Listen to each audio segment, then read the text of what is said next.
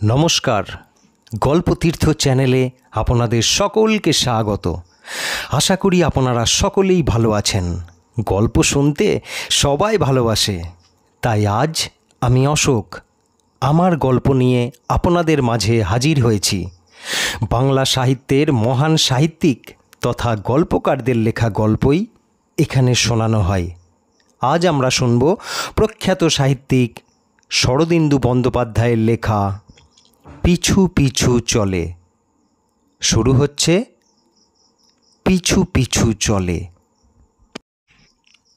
সত্যবান গজাধর সিন্ধে বললেন, আপনি কখনো ভূত দেখেছেন? চুপ করে রইলাম। যারা ভূত দেখেছে তারা অন্যকে ভূত দেখাতে পারে না, সুতরাং নাস্তিকদের কাছে হাস্যাস্পদ হয়। আজকাল নাস্তিকদের যুগ চলেছে, অতএব সাবধানে থাকা ভালো। সত্যবান সিন্ধে পুনায় আমার প্রতিবেশী, আমার সমবয়সী। এককালে সুপুরুষ ছিলেন, এখন জীর্ণ শীর্ণ চেহারা। আমার সঙ্গে বেশি ঘনিষ্ঠতা ছিল না, কিন্তু এক পাড়ায় থাকতে গেলে হাসি কথা শিষ্টতার বিনিময় করতে হয়। তিনি কোনো এক বীমা কোম্পানিতে চাকরি করতেন, বর্তমানে অবসরপ্রাপ্ত। গত পৌষ মাসে হপ্তাখানেক দারুণ শীত পড়েছিল। একদিন সন্ধ্যের পর আমি দৌড় জানলা বন্ধ করে একখানা বই নিয়ে বসেছি। এমন সময় দৌড়ের ঘণ্টি বেজে উঠল। দৌড় খুলে দেখি সত্যবান সিন্ধে। তার মাথায় পাগড়ির মতো স্কার্ফ জড়ানো, গায়ে আলোয়ান, তবু ভদ্রলোক শীতে কাঁপছেন। একটু আশ্চর্য হলাম, কিন্তু আপ্যায়ন করে এনে বসালাম। আসুন, এবার বেজায় শীত পড়েছে। তিনি দন্তবাদ্য থামিয়ে এদিক ওদিক চাইলেন, তারপর প্রশ্ন করে বসলেন, আপনি কখনো ভূত দেখেছেন? আমাকে নিরুত্তর দেখে তিনি বললেন, আমি বড় বিপদে পড়েছি। আপনি ভূতের গল্প টল্প লেখেন শুনেছি, তাই ভাবলাম। চাকরকে কফি তৈরি করবার হুকুম দিয়ে বললাম, কি ব্যাপার বলুন দেখি, আপনি ভূত দেখেছেন নাকি? তিনি অনেকক্ষণ চোখ বড় করে বসে রইলেন, তারপর বললেন, ভূত কিনা ঠিক বুঝতে পারছি না, আপনি কি ভূত দেখেননি? বললাম, চোখে দেখিনি, কিন্তু অন্য ইন্দ্রিয় দিয়ে অনুভব করেছি। সে কীরকম? গন্ধ পেয়েছি, শব্দ শুনেছি, এমনকি স্পর্শ পর্যন্ত পেয়েছি। সত্যবান সিন্ধে গুম হয়ে গেলেন। তাঁর চোখে অজানিতের আতঙ্ক দুঃস্বপ্নের মতো জেগে রইল। চাকর কফি দিয়ে গেল। জিভ পোড়ানো গরম কফি সত্যবান সিন্ধে এক চুমুকে খেয়ে ফেললেন। তারপর আলোয়ানটা গাঢ়ভাবে গায়ে জড়িয়ে নিয়ে বললেন, তবে আপনাকে আমার গল্পটা বলি, আপনি হয়তো বিশ্বাস করবেন। একটু দম নিয়ে তিনি বলতে আরম্ভ করলেন, গত মে মাসে একদিন সন্ধ্যের সময় আমি টিলক রোডের একা রসবন্দি দোকানে বসে আখের রস খাচ্ছিলাম। আপনি তো জানেন, গরমকালে এখানে খোলা জায়গায় বাখারির বেড়া দিয়ে ঘিরে আখ মাড়াইয়ের যন্ত্র বসাই। আমি একটা বেঞ্চিতে বসে রস খাচ্ছি, এমন সময় নজর পড়ল বেড়ার ফটকের কাছে দাঁড়িয়ে একটা লোক এক দৃষ্টি আমার দিকে তাকিয়ে আছে।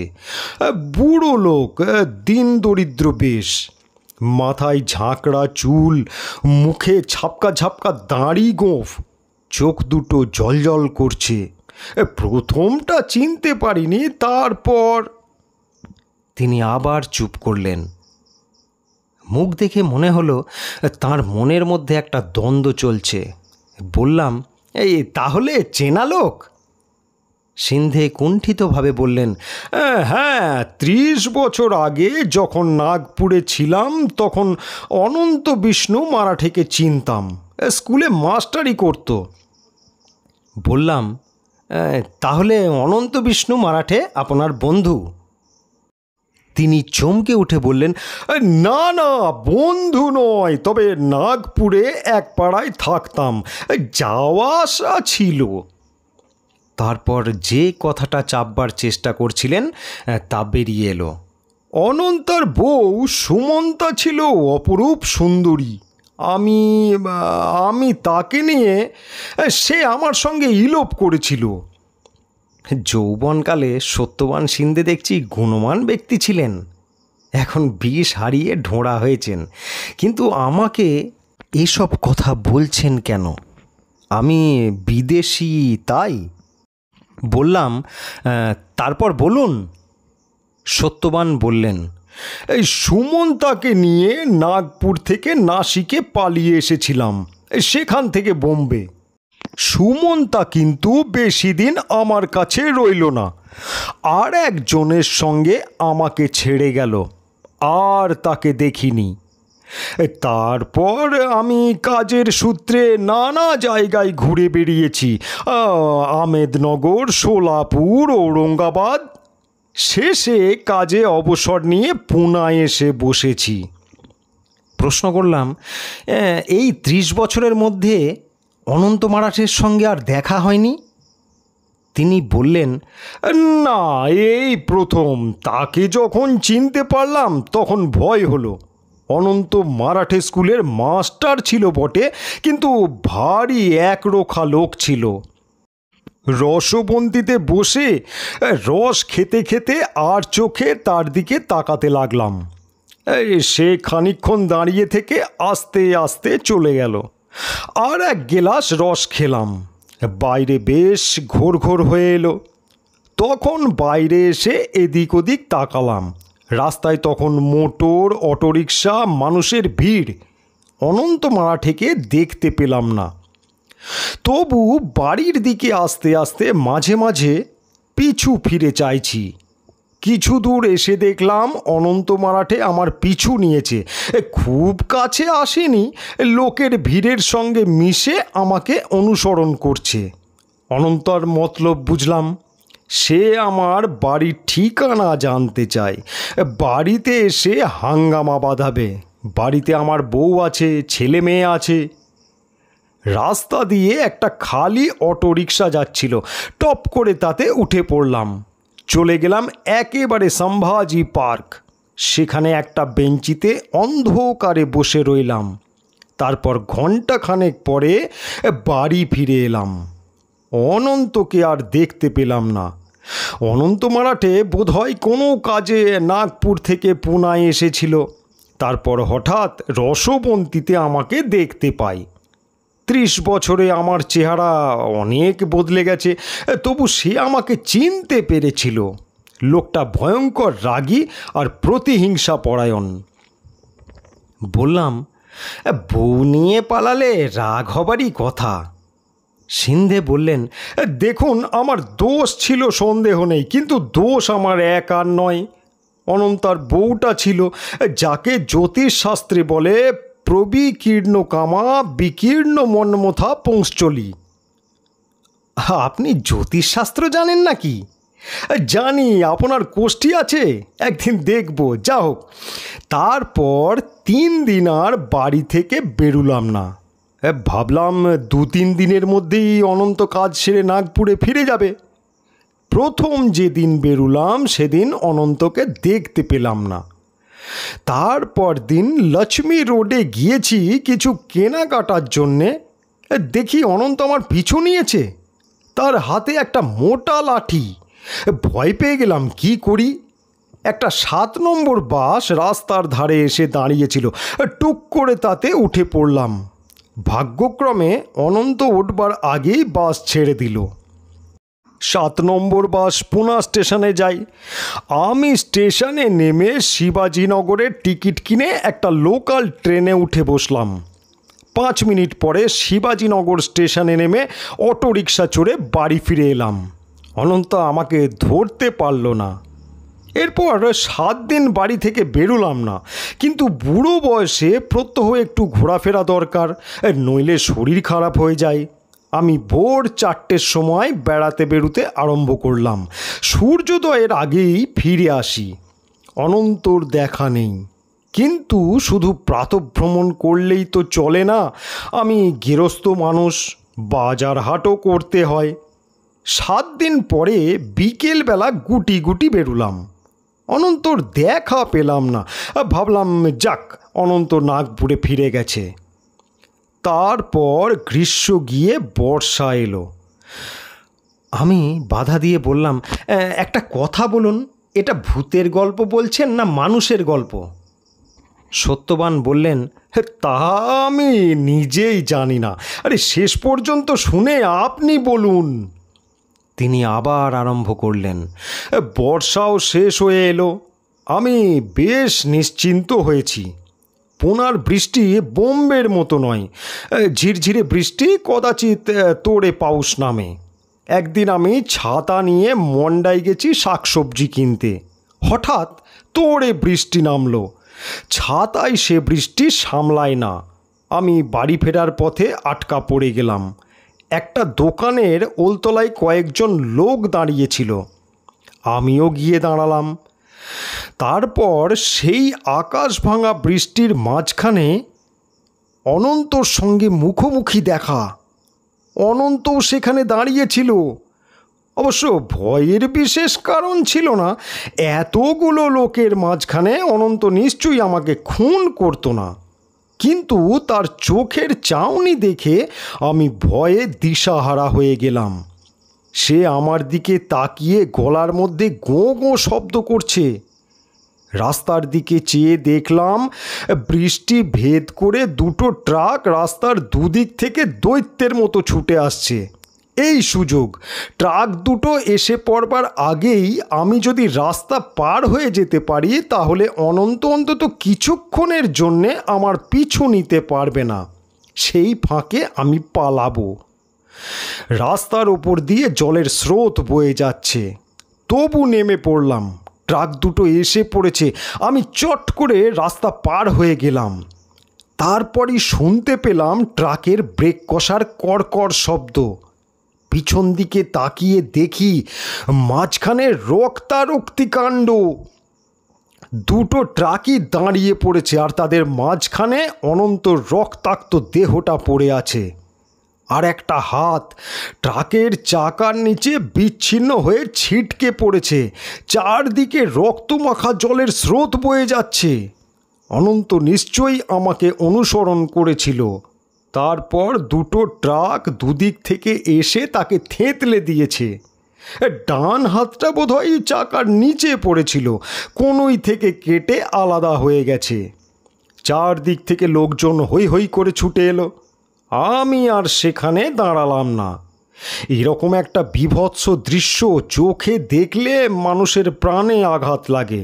আমার কিন্তু দুঃখ হলো না, মনে হলো অনন্ত মরেছে, আমার হাড় জুড়িয়েছে, আমি মুক্তি পেয়েছি। মাসখানেক ভারী আনন্দে কেটে গেল। বর্ষা গিয়ে শীত এলো। আমি শীতকালে পাহাড়ের মাথায় পার্বতী মন্দিরে উঠি। আগে রোজ উঠতাম, আজকাল সপ্তাহে 1 দিন উঠি, তার বেশি পেরে উঠি না। রোজ 150 সিঁড়ি ভেঙে ওপরে ওঠার আর শক্তি নেই। একদিন সন্ধ্যের সময় পার্বতী মন্দিরের পাহাড়ে উঠেছি। এই শিখরটা পেশোয়ারদের আমলে দুর্গ ছিল। এখনও তার 14 হাত চওড়া প্রাকার ভাঙা অবস্থায় পড়ে আছে। আমি গিয়ে পশ্চিম দিকের প্রাকারের কিনারায় পা ঝুলিয়ে বসলাম। ঠিক পায়ের তলায় পার্বতী পাহাড়ের গা প্রায় খাড়া নিচে নেমে গেছে। সূর্যাস্তের পর আকাশে রঙের খেলা আরম্ভ হয়েছে। আমি সেই দিকে তাকিয়ে বসে রইলাম। হঠাৎ মনে হলো আমার পাশে কে বসে আছে। ঘাড় ফিরিয়ে দেখি অনন্ত। তার একটা হাত কনুই থেকে কাটা। সে আমার 2 হাত দূরে বসে কটমট করে আমার দিকে তাকিয়ে আছে। ভয়ে আমার দিক বিদিক জ্ঞান রইল না। তারপর কি করে যে পার্বতী পাহাড় থেকে নেমে এসেছিলাম তা আমি নিজেই জানি না। সিঁড়ি দিয়ে নামতে নামতে পিছু ফিরে দেখবার সাহস হয়নি, কিন্তু মনে হয়েছে অনন্ত পিছনে তেড়ে আসছে, এখানে ঘাড়ে লাফিয়ে পড়বে। পার্বতী পাহাড় থেকে নেমে আমি এক ছুটে নিজের বাড়িতে ঢুকে পড়লাম। সে আজ 10-12 দিন আগের কথা। তারপর থেকে সন্ধ্যের পর যখনই বাড়ির থেকে বেরিয়েছি, হাত কাটা অনন্ত আমার পিছু নিয়েছে। বেশি কাছে আসে না, 8-10 হাত দূর থেকে আমায় অনুসরণ করে, কিন্তু দিনের বেলা তাকে দেখতে পায় না। তাই সন্ধ্যের পর আর বাড়ির বাইরে থাকি না। আজ এক বন্ধুর বাড়িতে সত্যনারায়ণ পূজা ছিল। সন্ধ্যের আগেই সেখানে গিয়েছিলাম। ভেবেছিলাম তাড়াতাড়ি ফিরে আসব, কিন্তু পাল্লায় পড়ে দেরি হয়ে গেল। সেখান থেকে বেরিয়ে বেশ জোরে জোরে পা চালিয়ে দিলাম। আপনার এদিকটা রাত্রিবেলা বেশ নির্জন, কিন্তু এদিক দিয়ে এলে শিগগির হয়, তাই এই পথেই এলাম। বেশি দূরে আসতে হলো না, দেখি অনন্ত নিঃশব্দে আমার পিছু নিয়েছে। অন্ধকারে অস্পষ্ট ছায়ার মতো মূর্তি, প্রথমটা দূরে দূরে, তারপর ক্রমশ কাছে আসছে। উঠি পড়ি করে ছুটে চলেছি। বুকের রক্ত শুকিয়ে গিয়েছে। যদি হোঁচট খেয়ে পড়ি আর উঠতে হবে না, হার্ট ফেল করে মরে যাব। পা দুটো অবশ হয়ে আসছে। আপনার বাড়ির সামনে যখন এলাম, তখন অনন্ত প্রায় আমার ঘাড়ের কাছে এসে পড়েছে। দেখলাম আপনার সদরে আলো জ্বলছে। আর দ্বিধা করলাম না, এখানেই ঢুকে পড়লাম। নিজের বাড়ি পর্যন্ত যাবার সাহস হলো না। সত্যবান সিন্ধে চুপ করলেন। আমিও খানিক চুপ করে রইলাম। শেষে বললাম, দেখুন, যে অনন্ত ট্রাক চাপা পড়েছিল সে জ্যান্ত মানুষ, কারণ প্রেত গাড়ি চাপা পড়েছে এমন কখনো শোনা যায়নি। সত্যবান বললেন, কিন্তু তারপরে বলা শক্ত। প্রেতও হতে পারে, মানুষও হতে পারে। ভেবে দেখুন, অনন্তর হাত কাটা গিয়েছিল বটে, কিন্তু তার প্রাণটা হয়তো শেষ পর্যন্ত বেঁচে গিয়েছিল। কিন্তু আমি যে খবরের কাগজে মৃত্যু সংবাদ পড়েছি, যেদিন দুর্ঘটনা হয় তার পরদিন সকালে বেরিয়েছিল, লিখেছিল অনন্ত ঘটনাস্থল থেকে হাসপাতাল পৌঁছবার আগেই মরে গিয়েছিল। তাই নাকি? তাহলে তাছাড়া বিবেচনা করুন, আমি সেদিন পার্বতী পাহাড়ে ভাঙা পাঁচিলের কিনারায় বসেছিলাম। অনন্ত যদি মানুষ হতো তাহলে সে পিছন দিক থেকে আমাকে ঠেলে খাদে ফেলে দিত, আমি মরে যেতাম। ও যে আমার পিছনে লেগেছে, ওর উদ্দেশ্য আমার মৃত্যু ঘটানো। জ্যান্ত অবস্থায় আমাকে মারতে পারিনি, এখন ভূত হয়ে মারবে। আপনি বলুন, এখন উপায় কি? কেমন করে অনন্তর হাত থেকে উদ্ধার পাবো? ভূতের হাত থেকে উদ্ধার পাবার উপায় জানা নেই। চাল পড়া সর্ষে পড়া আজকাল আর চলে না। অনেক ভেবে বললাম, এদেশে পিণ্ডদানের কোনো ব্যবস্থা আছে? সত্যবান একটু নিরাশভাবে বললেন, আছে, পেন্ডারপুরে পিণ্ডি দেওয়া যায়। আরও 2-1টা জায়গা আছে, কিন্তু অত দূরে যাওয়া কি সম্ভব? অনন্ত আমার পিছু নেবে। তা বটে। দুজনে মুখোমুখি বসে উপায় চিন্তা করতে লাগলাম। বাঘের হাত ছাড়ানো যায়, জঙ্গলে না গেলেই হলো। কুমিরকে এড়িয়ে চলা যায়, নদীতে না নামলেই হলো। কিন্তু অশরীরীর হাত থেকে নিস্তার নেই। এই সব ভাবছি বটে, কিন্তু মনের সংশয় যাচ্ছে না, সত্যি ভূত বটে তো? ভয় পেলে মানুষ ঝোপে ঝোপে বাঘ দেখে। হঠাৎ বৈদ্যুতিক আলোটা মিটমিট করে চোখ টিপল। এই রে, এবার বুঝি আলো নিভবে। পুনায় এমন প্রায়ই হয়, হঠাৎ অকারণে আলো নিভে যায়। তারপর কখনো 5 মিনিট, কখনো 2 ঘন্টা অন্ধকারে বসে থাকো। আলো কিন্তু নিভল না। 2-4 বার মিটমিট করে স্থির হলো। কিছুক্ষণ পরে সদর দরজার ঘণ্টি ক্ষীণভাবে একবার বেজে উঠেই থেমে গেল। এত রাত্রে আবার কে এলো? উঠে গিয়ে সদর দরজা খুললাম।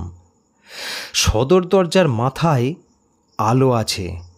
দেখলাম একজন লোক দোরের সামনে দাঁড়িয়ে আছে। ধোপার পাটে আছড়ালে যেমন দেখতে হয় সেই রকম চেহারা। তার ডান হাতটা কনুই থেকে কাটা।